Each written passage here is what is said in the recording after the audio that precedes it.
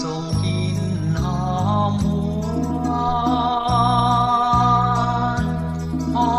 มดอกดำดวนนั้นหอมหวนส่วนใจส่งกลิ่นไปให้ในทั่วโลกา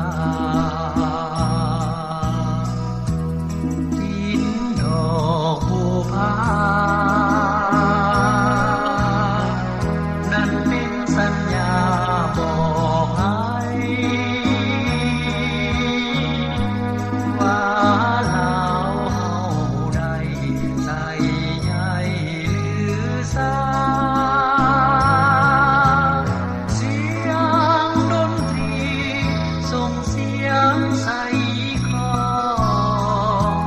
เป็นฟองของฟ้าหวั่นไหวส่งข่าวใส่เสียงไก่โฟดฟืนที่ใจโศกซึ้งแสนสะอื้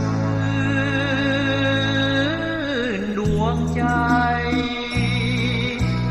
หวงภาษาทั่วหน้าสดใสได้รับใส่สนาหัวหน้าเด่นลาวเอาหิบข่าวเดินไป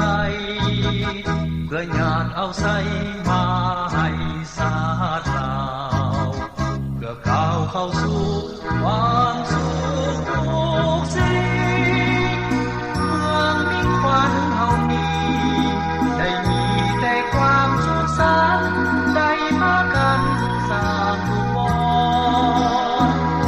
ส่วนนี้ลันดอนให้ถาวรตลอดไป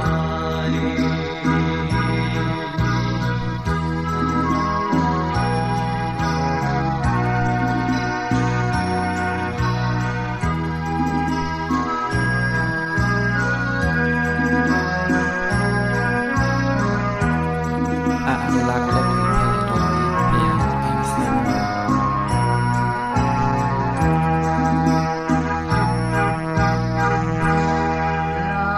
ดูบ้านใหม่ส่งกลิ่นหอมหวนหอ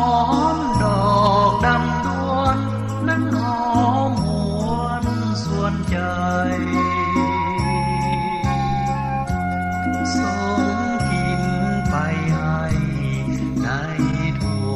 โลกากลิ่นดอกบัวผานั้นเป็นสัญญาบอกให้ว่า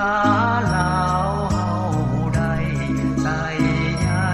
หรือสาเสียงดนตรีส่งเสียงใส่คอเป็นฟองของฟ้าหวั่นไหว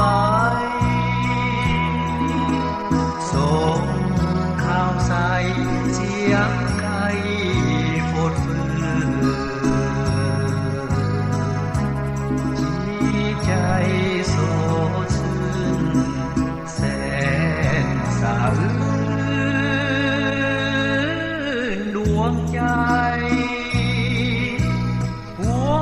งภาษาทั่วหน้าสดใสได้รับใส่สนาหัวหน้าเด่นลาวเอาหิบข่าวเดินไปเพื่อญาติเอาใส่มาให้สาดลาวเพื่อก้าวเข้าสู่ความ